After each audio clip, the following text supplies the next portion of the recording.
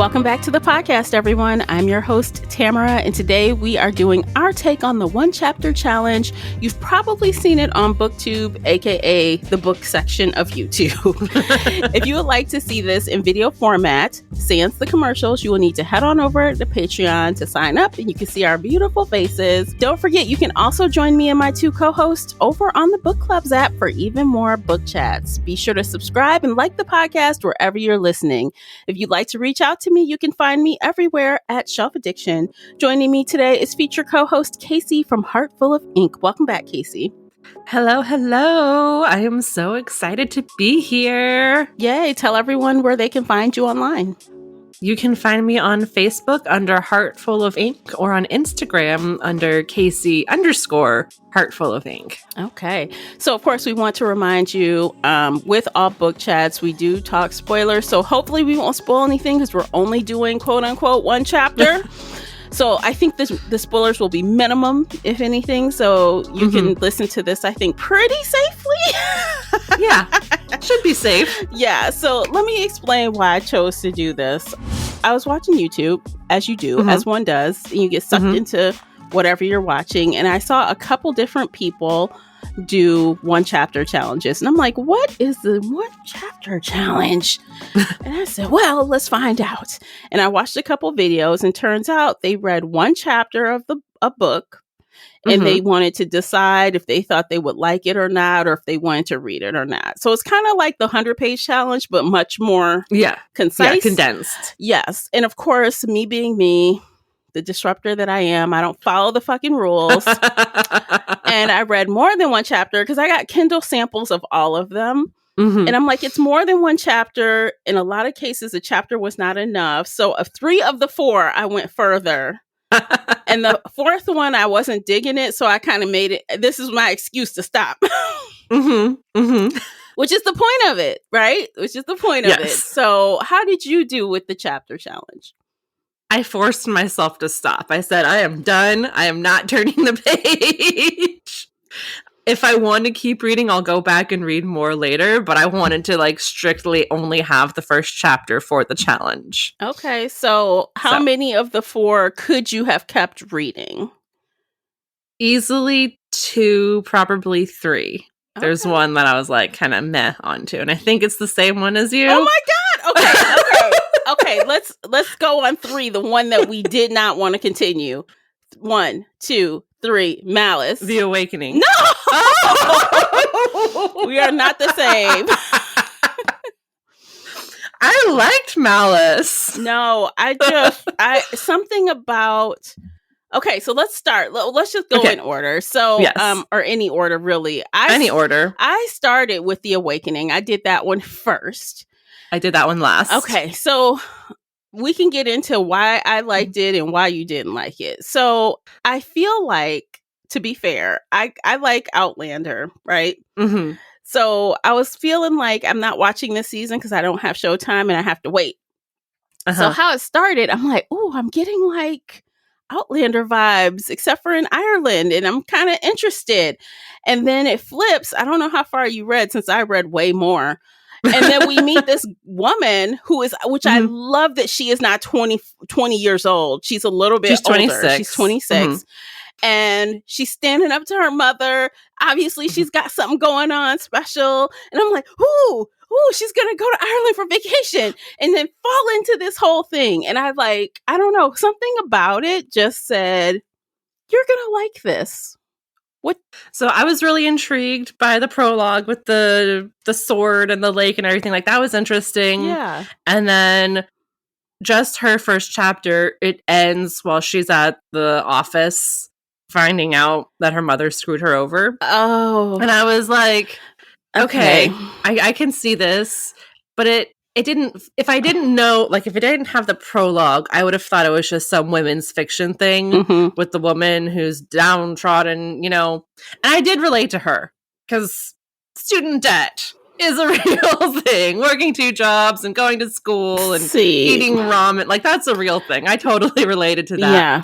But it ended with her finding out that her mother had $3 million in secret accounts. Okay. And she was like, I hate my mother. I want this to be in my name. She's a raging bitch, her mother. Yeah. So because I read further than that. So we learned that, you know, she goes to the finance guy. She gets the money switch. She's like, why is this happening? And then we hear that, we kind of tell by the writing that someone's following her. Someone from somewhere is following her. And like, we get a little bit of their point of view where it seems like like they did something to make the wind go crazy in the office so she would find the papers. This person, whoever it is trying to nudge her to go to Ireland. They basically say, hey, if she didn't choose. So what happens is she's like, I don't fucking like this job. She has a best friend that works at the bar that she likes. You know, it's like a drag bar or something. And they're like, okay, look, I'll go with you to Ireland for a couple weeks if you stop dyeing your hair, face up to your mother, and do, you know. And she's like, fine, I'll do it. So she basically confronts her mother, change her hair, gets a makeover. She looks completely different by the time her mom comes back, and she's off. Like she decided to go to Ireland, and they're done. And that was like where it left off for me. So I'm like, okay, so I know someone with magical something is following her. Okay. And that's changing. A little more exciting than what I saw, because it felt like, oh, she's riding the bus because she can't afford a car. She's really poor. She's, you know, following her mother's instructions to the T. Like it just didn't quite grab me. And so I definitely, that one was easier to stop. Yeah. And I could tell that the mother was hiding something. She kept trying to say, well, I raised you, you're safe. And she's like, but this isn't what I want to be doing. And you don't even basically you keep telling me I can't do shit. I don't know shit. I'm not worth shit. And she's like, I never said that. She's like, well, you know, they had this full on blowout. And I'm like, well, you can tell that the mother was hiding something because she never really said where the money, why she didn't tell her about the money or anything. So I think she's going to discover all of this. So yeah, I'm down to read it. I feel like that sounds a lot more exciting. But stopping at the end of chapter 1, I was like, I know. See, it's kind of women's fiction. If I had followed the instructions, I probably would feel the same way. But when I got to that point, I'm like, no.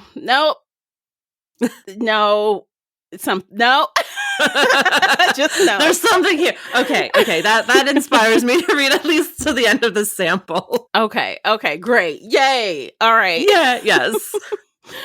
No, like, it was a good start and I could relate to it, but it was just like, out of all 3, it felt like the most boring. And so I was like, all right. The others have more fantasy. The others have more action, more world building. This is just very ho-hum for a first chapter. See, I think I agree with you for the first chapter, but I also had an experience reading Nora Roberts in this genre before. I read The One. I think it was called The One. Okay. And I really enjoyed it more than I thought I would. I went into that thing like, this is going to be meh. And then I ended up like reading all 3 books and really liking it. So I just remember kind of like her style in this genre. And again, this is like an unusual choice for me. Okay. But I still think like she's a surprise, you know, she's like a sleeper cell in this genre. I don't think a lot of people think of her writing in this genre. And based on the other trilogy, I know there were some high stakes involved. So I think she's going to do something similar. Okay. So I'm hope that I'm right. Because regardless if we pick this or not, you guys, by the way, we are also using this as our method to pick 1 or 2 of our upcoming series. So this is doing 2 for 1 for us. Yay! So yeah, we're being productive. Yes. So actually we kind of do this already. You're kind of getting a peek behind the curtain of our process. And this just kind of, you know, just happened to work out. Yes. But yeah, so this is on my list. And is it on yours or still no? Still no? No, it's definitely on my list. Like, after we get off the podcast, I'm going to go finish the sample just because it's so fresh in my mind. And like I said, like, let me know what you think. The end of the first chapter, it was kind of boring and it wasn't hitting. But, you know, now that there's more magic involved, now that she's like planning a trip to Ireland and we know there are these awesome people in Ireland, like, okay, yeah, no, I'm intrigued. I want to go read more. Yay! Woohoo! Okay, so I feel happy about that one. Okay, what was your second book? What'd you read? Or what'd you read first? Sorry. So I read Kingdom of the Wicked first, then Scythe, then Malice, then The Awakening last. Okay, so Kingdom of the Wicked. This one, let me see. I'm like, what's going on in this book? I read this a couple days ago. The prologue was from Nona's point of view, and then the twin girls. So let's see. This one, how far am I? I know I'm definitely more than a chapter, but I'm only 25% into the thing as a whole. So, well, no, maybe I only read one chapter. Yeah, I stopped at the end of chapter 1. Wait, 45% chapter 2. No, I read through chapter 2. Okay. I had to go back and look. Okay. So you again stopped when you were supposed to. I again did not do the fucking task as I was supposed to. But what did you like about it? I thought it was very interesting. It's definitely tropes we've seen before, but I like that it takes place in Italy and not America, because more often than not, it's America. So like different setting. It felt very authentic, and I think in her dedication, she was dedicating it to her family, so she has that family history.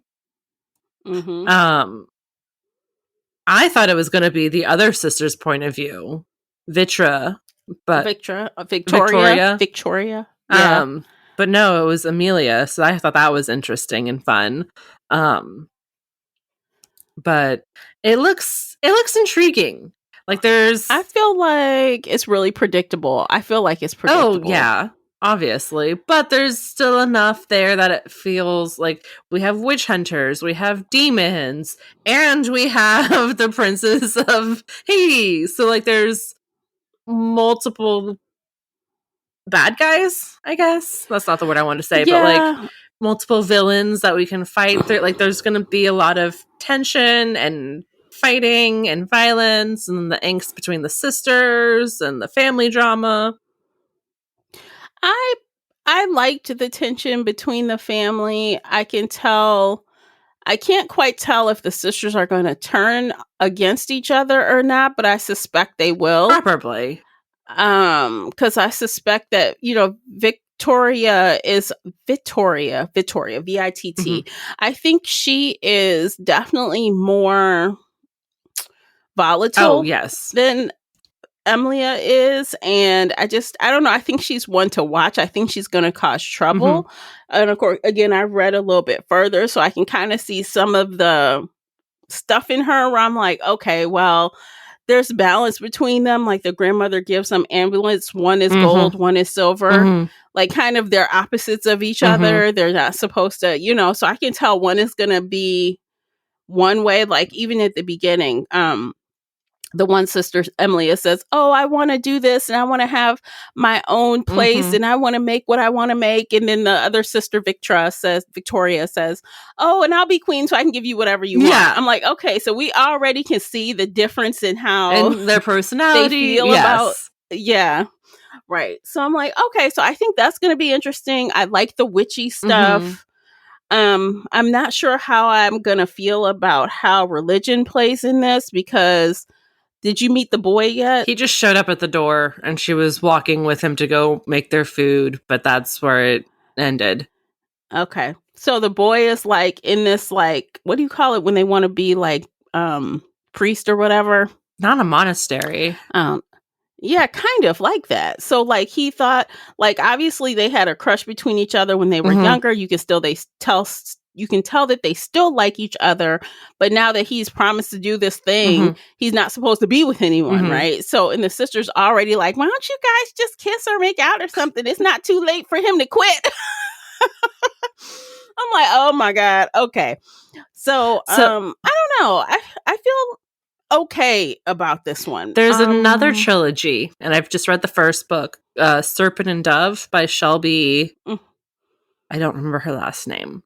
But it's kind of similar, where he's in like this kind of priesthood army and he's not allowed to have anybody, but there's magic and it's French. not Italian. You might like that one better. You think? I think so. I remember seeing that one. That one was making the rounds on TikTok for a while. It's good. I read the first book and it was good. Okay. Because I feel like this has checks the boxes, right?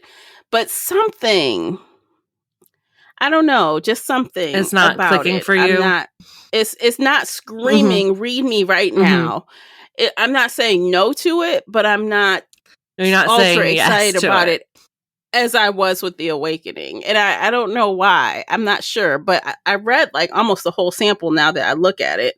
Wait, let me go to the end and see if I read the whole thing on through.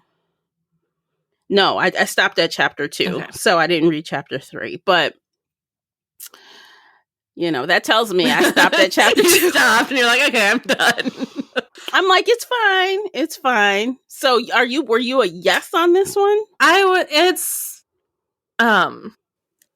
would have to say Malice was my top pick, and this was maybe 2 or 3.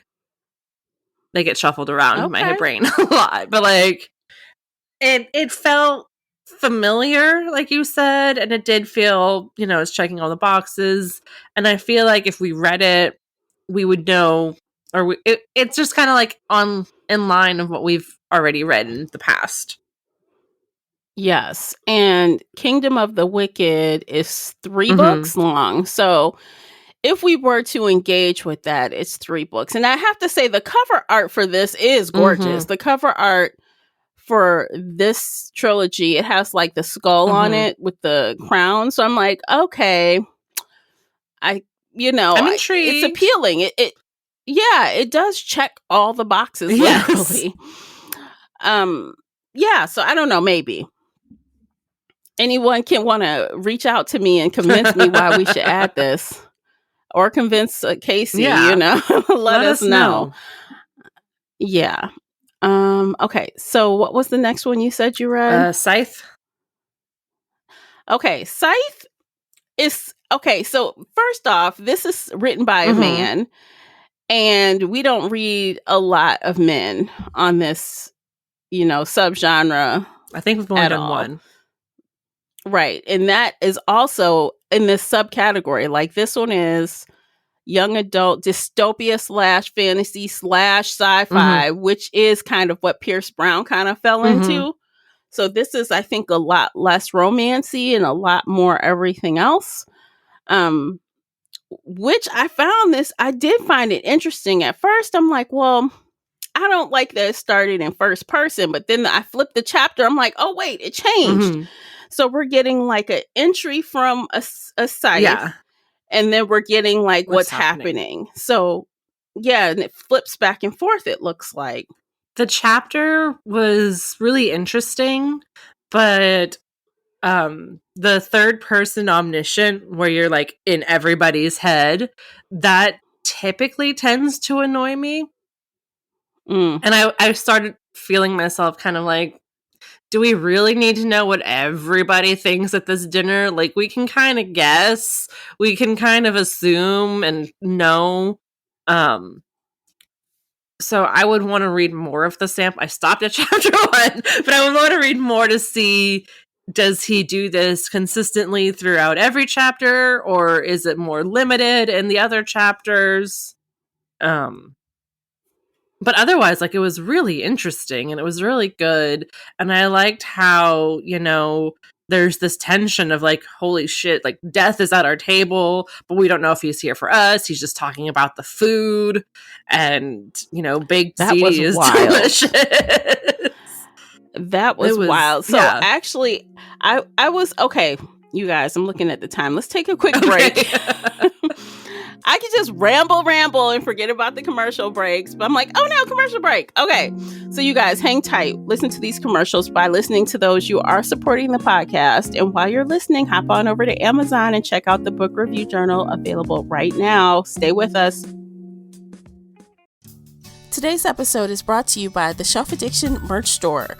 Check out all the bookish t-shirts, notebooks, mugs, and more. Don't miss out on these original designs, perfect for any book nerd. Support the podcast and visit shelfaddiction.com/merch and pick up your next favorite bookish item. All right, welcome back, guys. So I must say, in that first chapter, I was like, WTF? So at first, it really wasn't catching me. I'm like, okay, what is happening here?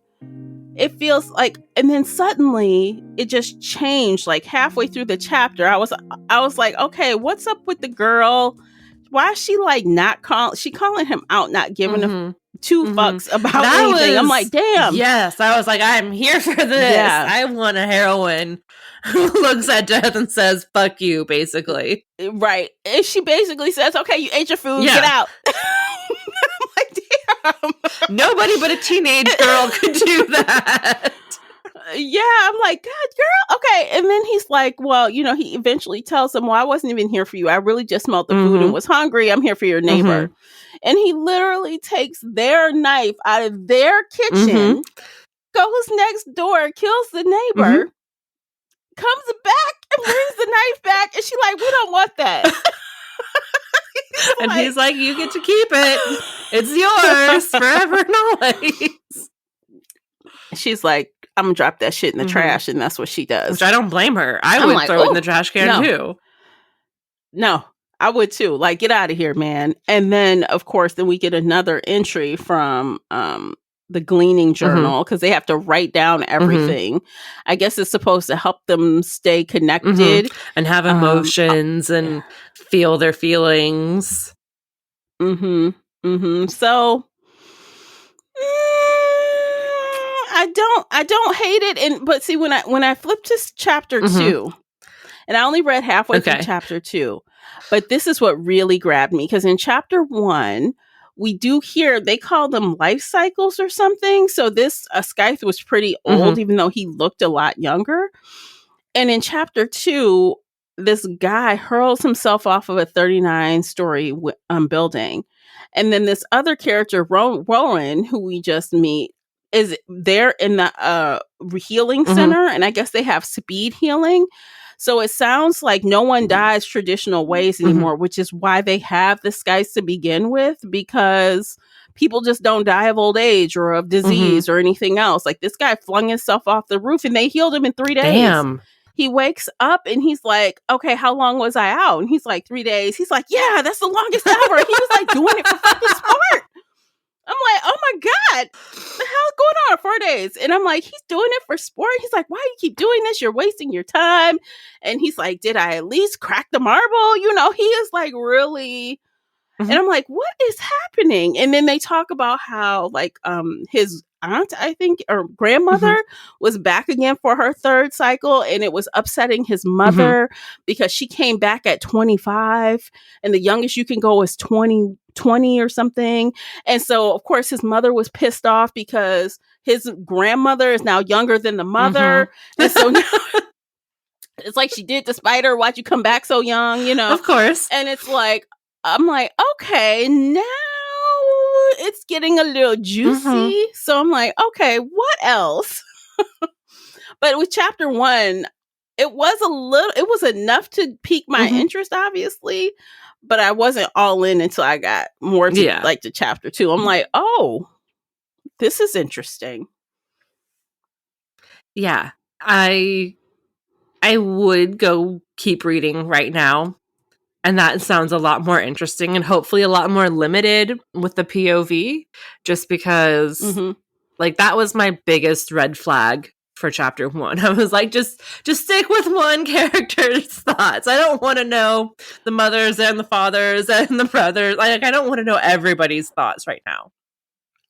Oh, well, I know for sure we're going to have 3 distinct situations, probably until they converge. Well, so we're going to have like when whoever's you have journal, separate characters that you follow, that's totally fine. Yeah. And so when you have 4 people sitting at a dinner table and we kind of head hop between all 4 of those people, my brain, I'm like, I just want to know what one person is thinking. I don't need to know what everybody's thinking. Yeah. And so that was my only red flag, but that's me just being nitpicky. So now I don't know if we will get that every time, because it seems like the Scythes are able to. Maybe that's because of the influence of the Scythe being there. I think so. Like he can tell. Yeah. He can read what they're thinking and stuff. So, and he also has the ability to make someone like save them for a year, or they can make them like no one can kill them for this year. Yes. They can't take them. What they call it, immunity or something. So it seems like they have these abilities, and it seems, and I did read the synopsis.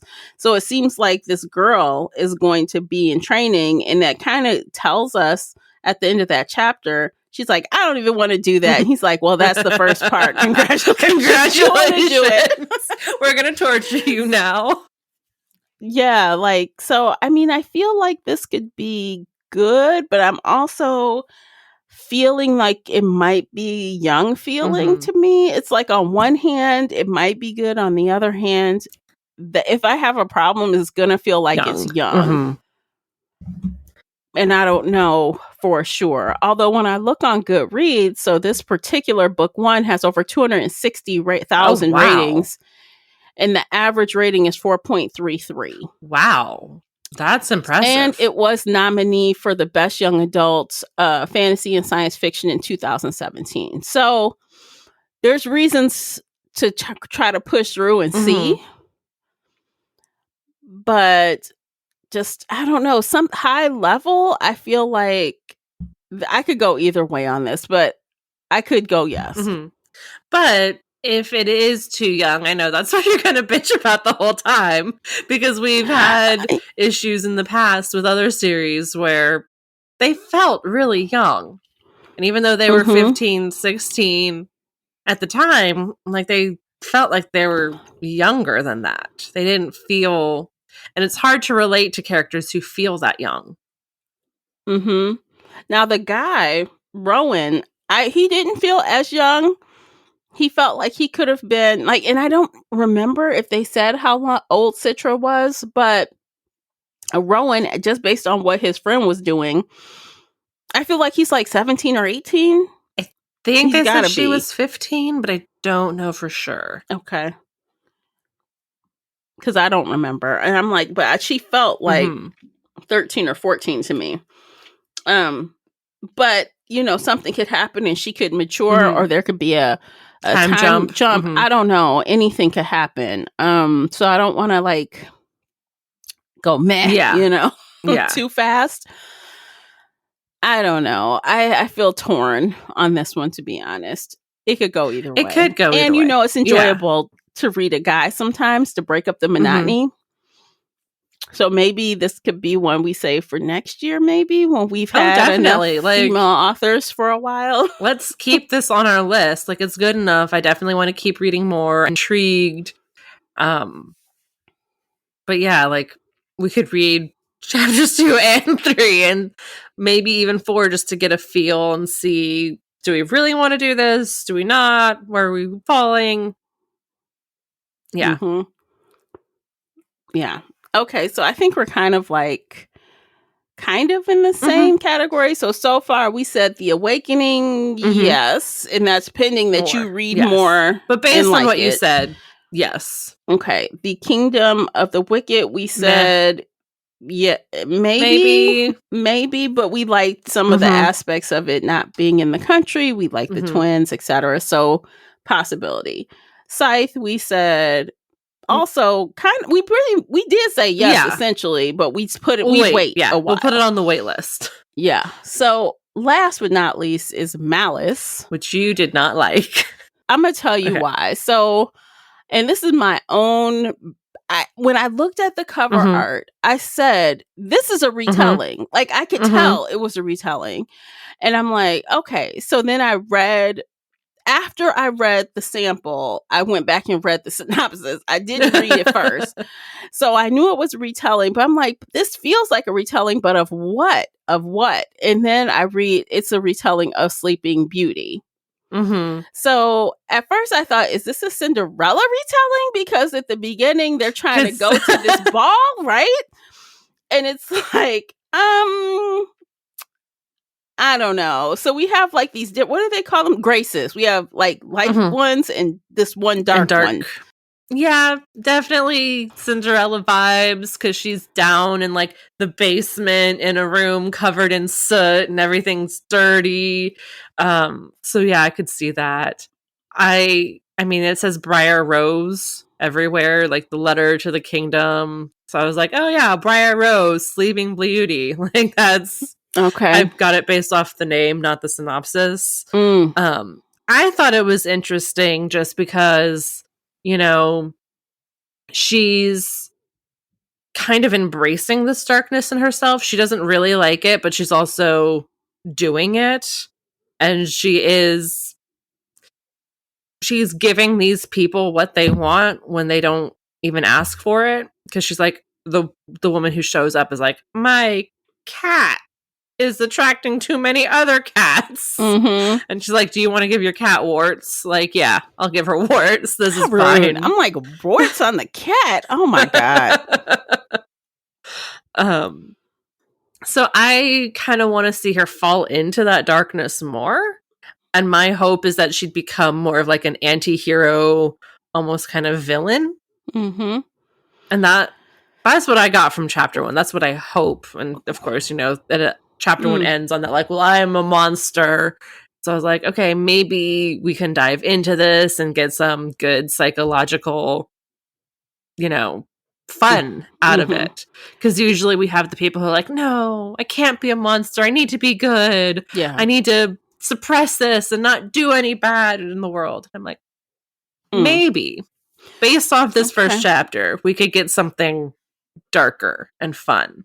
Okay. So, all right. I did read chapter 2 again, broke the rules.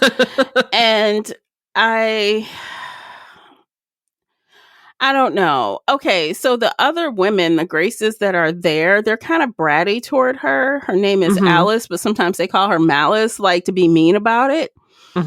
Just because she's dark or whatever. And again, I was getting clear Cinderella, you know, evil cousin vibes. But okay, so this is what I probably would say no. I would probably say outright no to this. Because I don't think I'm in the vibe for a retelling, and it seems really non-unique to me at this point. Although, like I said, I've read the synopsis after, and then after, the synopsis still doesn't really grab me until I'm like, let's see. And you really can't tell what it is until you get to the genre tags. Okay, so in the synopsis, it says, because we all know how this story ends, don't we? Aurora is the beautiful princess, and I am the villain. And then right underneath the genre tags are fantasy, LGBT, romance, lesbian, retellings, queer, young adult. And then when I saw that, I'm like, wait a minute. So is Alice a lesbian? Probably. And she's going for the princess, not the prince. Like, I could not tell any of that from what I read. Nothing. Yeah, none of that was in chapter 1. I got no vibes of that at all in the first 2 chapters. So I'm like, okay, this is what's making it more interesting to me. But how far do I have to get past? Is it going to be where she meets the princess at the ball? Is that what the turning point is going to be? So I'm kind of interested as far as that. That's what made it interesting to me. So this one, in comparison to like the over 200,000 reviews, this one only has 22,000 reviews. And the average is 3.99. Yeah. So it's not a bad rating. It's really good, but the scale is much smaller. Yeah. And unfortunately, that happens with a lot of gay books, is that people either they don't realize it's gay and then 1-star it, or they don't even read it and try and review bomb it. So, I mean, just because of the, you know, uniqueness of that, I almost want to try it, but I just don't want to be like shitting on it if I don't like it. But that's going to happen if I don't like it. So it's like, I don't know which way to go. Like, and I've read retellings in the past, right? I've been through a what do you want to call it? Like a phase when I was reading a lot of retellings. Mhm. So it's not like I dislike retellings. It's just this seemed really bland on the onset. Yeah. No, I totally understand that because like there was no hint of any gayness in the first chapter. So I would almost want to read more.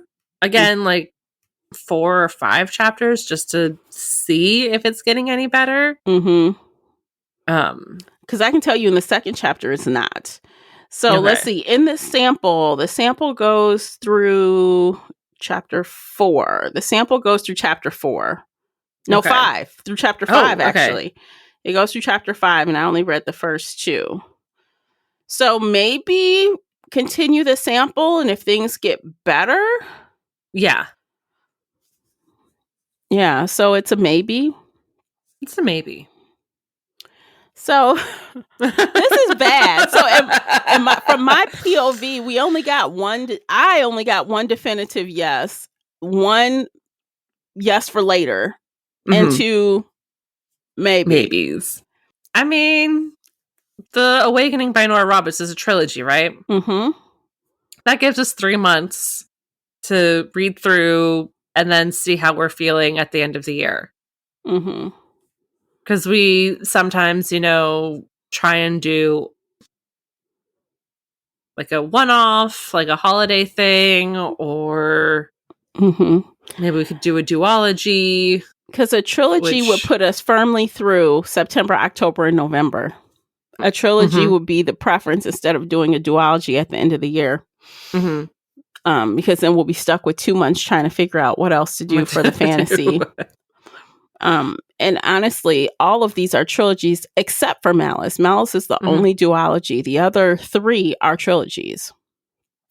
So I say, let's do Nora Roberts. Let's do The Awakening. Let's see some dragons in Ireland. Let's, enjoy that. It's going to be romancy, I think. I know. It's Nora Roberts. Yeah.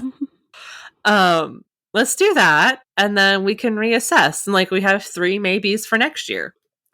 Okay, you guys, I want you to tell us. We're gonna go with Nora Roberts. That's done. We've decided that's done. One and done. But I do want to hear from you. We want to know what you would pick. So maybe you might be able to put some weight behind our next choice.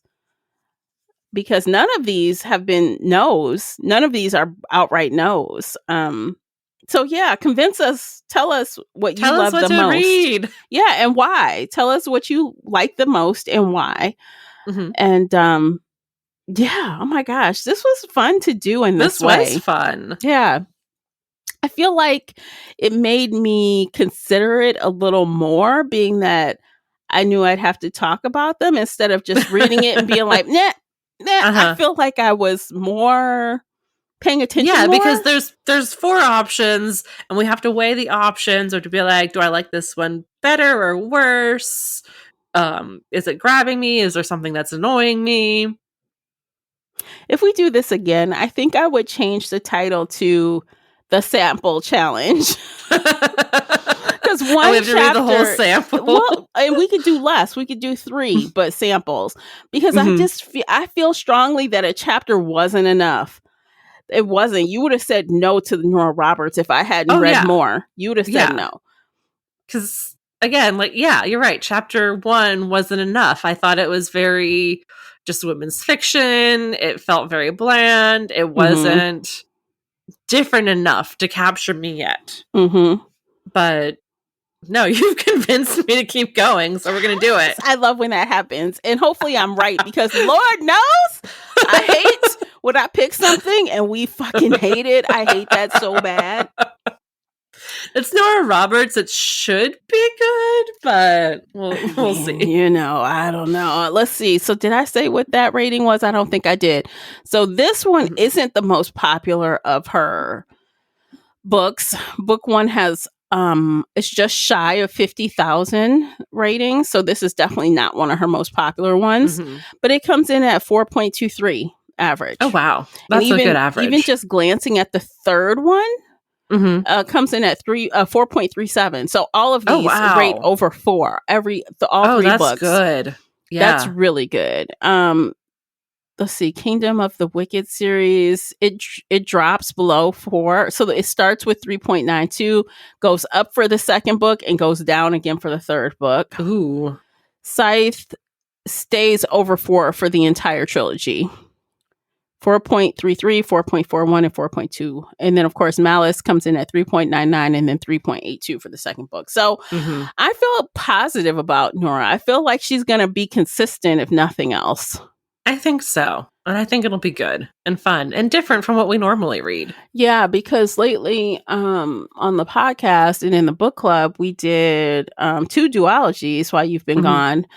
And the one, oh my God, I was surprised. So one was actually from TikTok. And have you heard of The Ashes? Oh, no, that's book 2. What was the first book? The first book was... Okay, here we go. I'm like, this is the longest title ever. Like, why are you doing this to me?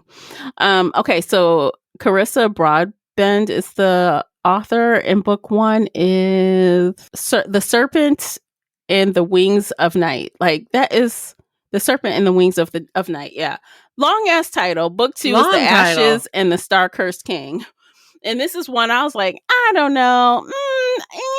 It's TikTok, and I actually liked it. I liked it. Oh. TikTok didn't fail us. So we're doing book 2 this month in July. So yay. Yeah. So after that, we have a month off. We have August off, everybody, for the thrillers. I'm not thriller, fantasy. So if you're reading along with the fantasy, you already know what we're reading next.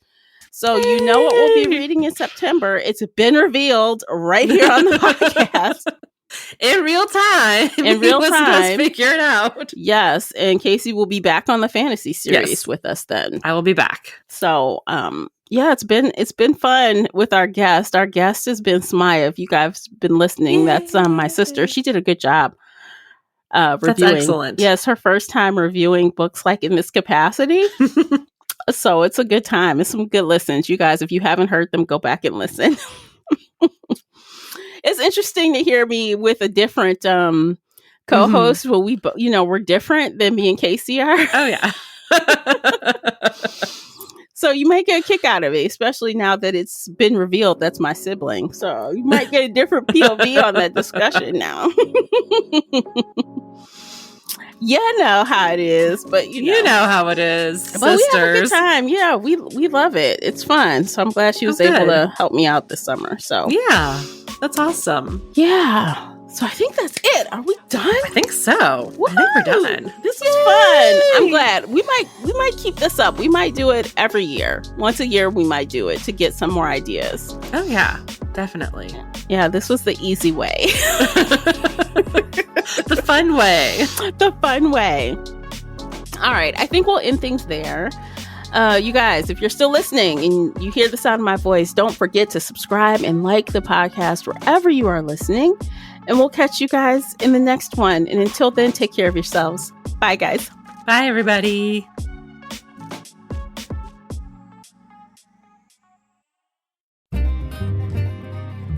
If you enjoyed today's episode and would like to show your support, there are a few things you can do. Head on over to Apple Podcasts and leave a positive 5-star review, or like this episode on your favorite podcast player. It seems so simple, but it really helps me out. You can share this podcast with other book nerd friends or on your favorite social media space. You can also join the Shelf Addiction Patreon family. For as little as $2 a month, you will help us produce even more awesome content for your ears. You can also consider joining the Shelf Addiction official Facebook group, where we talk all things bookish and more in a safe space. The Shelf Addiction podcast is a part of the Nerdy Maven network. You can also reach us via email at info@shelfaddiction.com. Thank you for listening.